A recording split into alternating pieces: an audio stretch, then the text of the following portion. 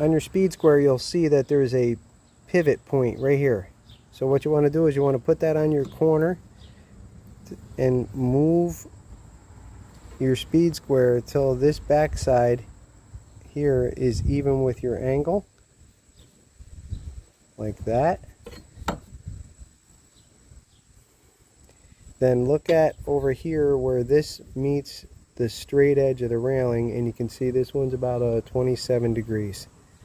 So I'll make my cut at 27 degrees and I'll be spot on.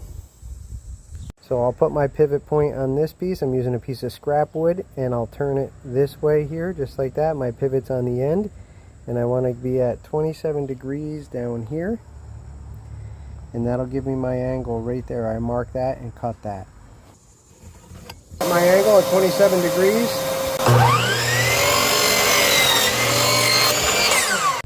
And there's the angle cut. Matches right up. Don't forget to subscribe.